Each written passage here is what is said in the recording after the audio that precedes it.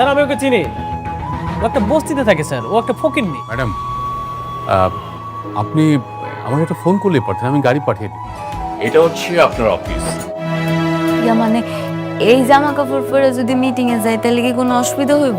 না, কোনো সমস্যা নেই ম্যাডাম। একটু পরে একটা কোম্পানির মালিকের মেয়ের জামাই আমাদের সাথে মিটিং করতে আসবেন, মিস্টার অনেক। ওনাকে দিয়ে না প্রথম মিটিংটা শুরু করবো।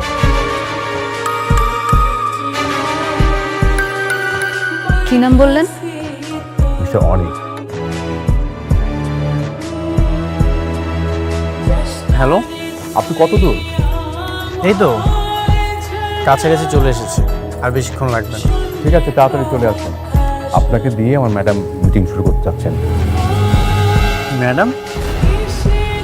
জি, তানজিম সরোয়ার স্যারের একমাত্র মেয়ে সালিমার সরোয়ার চৌধুরী, উনি আজকে এই মিটিংটি গাইড করবেন। ঠিক আছে, আমি আসছি। Thank you.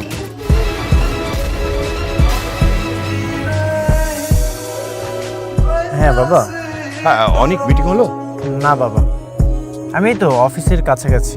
অনেক, দেখো কাজটা কিন্তু আমাদের কোম্পানির জন্য খুব দরকার। হ্যাঁ, আর শোনো, দরকার হলে তুমি যদি একটু ছোট হয়ে অনুরোধ করতে হয় সেটা করবে, কিন্তু এই কাজের সাথে আমাদের কোম্পানির সুনাম জড়িত কিন্তু। হ্যাঁ অবশ্যই, আমি কাজটা নিয়েই ফিরবো।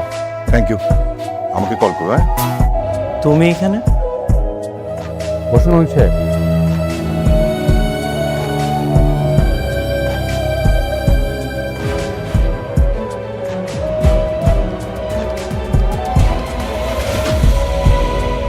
তুমি এখানে কোনো কাজে এসেছো? হ্যাঁ। এই অফিসে তোমার কাজ? নতুন চাকরি নিয়েছো নাকি? অনেকে সেটা জেনে আপনার কোনো লাগবে। আপনি একদম ঠিক বলেছেন। গতকাল দেখেছিলাম একটা ব্যাংকে আপনাদের নামে ভুয়া কার্ড নিয়ে গেছে, সেই জন্যই কি ওনাকে ডেকেছেন? দেখুন মিস্টার অনেক, এটা আমাদের কোম্পানির পার্সোনাল বিষয়, এই বিষয়ে আপনাকে ভাবতে হবে না। আপনি যে বিষয়ে আসছেন সে বিষয়ে মিটিং করুন। আপনি একদম ঠিকই বলেছেন। আপনি হয়তো জেনে থাকবেন এই দেশে আমরা অনেকগুলো প্রজেক্ট যত্ন সহকারে কমপ্লিট করেছি। এই যে এখানে তার ডকুমেন্টসগুলো আছে। আমি চাই আপনাদের সঙ্গে ওনার সামনে কি মিটিংটা কমপ্লিট করব? হ্যাঁ, উনি থাকতে কি কোনো সমস্যা? না, কোনো সমস্যা না। তাই বলে উনি এই মিটিংয়ে থাকবেন? উনি কি খুব গুরুত্বপূর্ণ কেউ? হ্যাঁ, গুরুত্বপূর্ণ কেউ। অনেক সাহেব, আপনি আবারও আমাদের কোম্পানির পার্সোনাল বিষয়ে কথা বলছেন। আপনি মিটিং শুরু করুন। সরি। মেঘলা এরকম হাজার হাজার কোটি টাকার অফিসে এত ভিআইপি মর্যাদা পাচ্ছে, ঘটনা কি, কিভাবে সম্ভব? অনেক সাহেব, মিটিং শুরু করুন। হ্যাঁ, যেটা বলছিলাম, আপনি যদি খোঁজ খবর নিয়ে থাকেন তাহলে আমার কোম্পানি সম্পর্কে আপনি ধারণা পেয়ে যাবেন। আপনার কোম্পানি? কয় কি আপনার কোম্পানি নাকি আপনার শ্বশুরের কোম্পানি?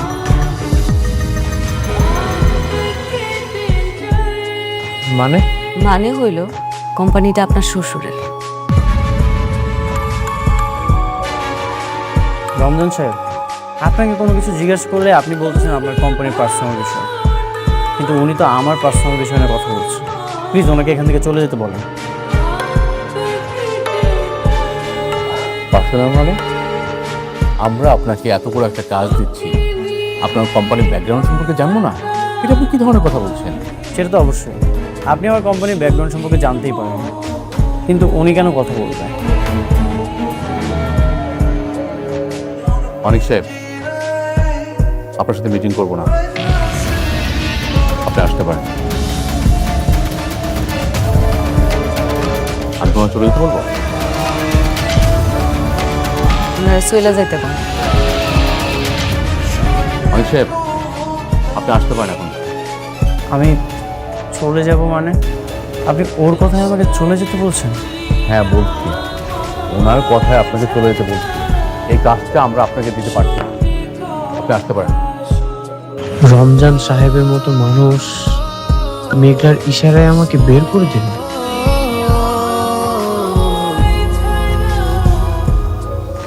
যাচ্ছেন না কেন, যান। এই অফিসে ওর এত দাপট, ওর একটা কথায় কোটি টাকার প্রজেক্ট চলে গেল।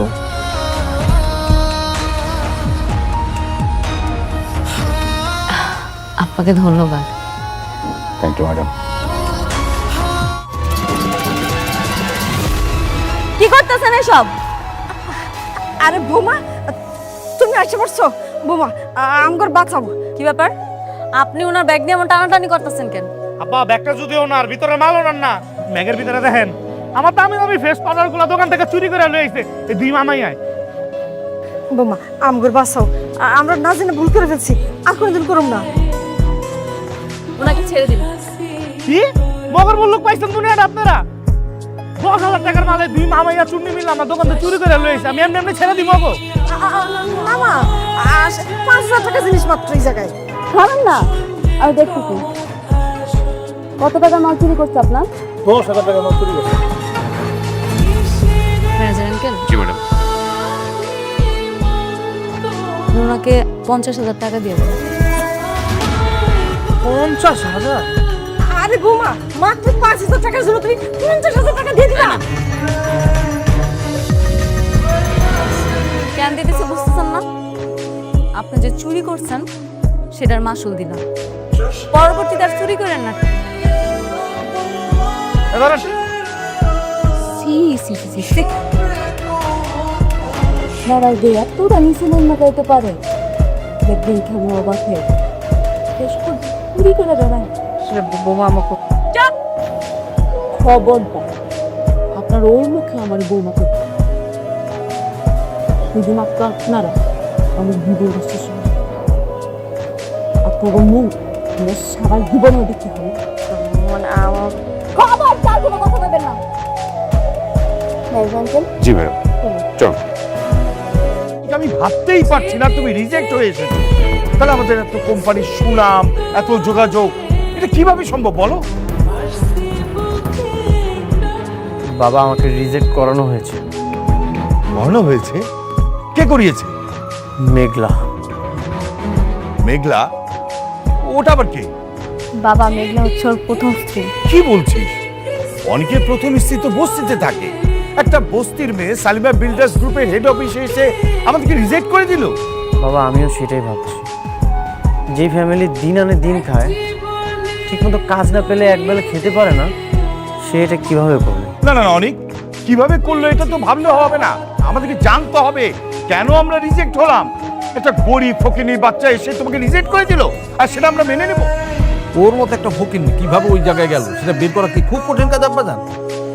কঠিন তো না আঙ্কেল, আমি শুনেছি অনেকে ওই অফিসে গিয়েছিল কাজের জন্য, কিন্তু তাদেরকেও নাকি রিজেক্ট করা হয়েছে। একটা জিনিস না আঙ্কেল, আমি কোনোভাবে বুঝতে পারছি না, হঠাৎ করে অনেকের বউ এত পাওয়ার পেল কোথায়? আমাদেরকে যেভাবে এসে বাঁচাইলো, মনে তো হইলো গাড়িতে লাখ লাখ টাকা আছে। আমরা তো শুধু 5,000 টাকার জিনিস চুরি করেছিলাম, আর ভাবি সেখানে 50,000 টাকার জরিমানা দিয়ে চলে গিয়েছে। তোমরা কি চুরি করতে গিয়েছিলে? না মানে মানে মানুষ ঠকানোর এই ব্যবসাটা তুমি বন্ধ করতে পারো না? মানে মেয়ে মানুষরা মানুষ হলো না কোনোদিন, মানুষ ঠকানোর কাজে আছে। তুমি কেন আমার ক্ষতি করেছো? কেন আমার কোম্পানির টেন্ডারটা রিজেক্ট করিয়েছো? আমি তো কিছু করি নাই, তোমার ব্যবহারের কারণে বাতিল হয়েছে। আমার ব্যবহার ঠিকই ছিল, তুমি এই সব কিছু করিয়েছো। আর কেন করেছো, কিভাবে করিয়েছো সেটা আমি খুব ভালো মতোই জানি। কি করছি আমি? কি করো নাই সেটা বলো। আমার খুব স্পষ্টভাবে মনে আছে, আমি জানি তুমি নাইট ক্লাবে গিয়েছিলে, আর সেখানে যে সালিমা বিল্ডার্সের কোনো একটা লোককে তুমি হাত করেছো, আর সে হাত করে আমার কোম্পানির টেন্ডার তুমি রিজেক্ট করিয়েছো।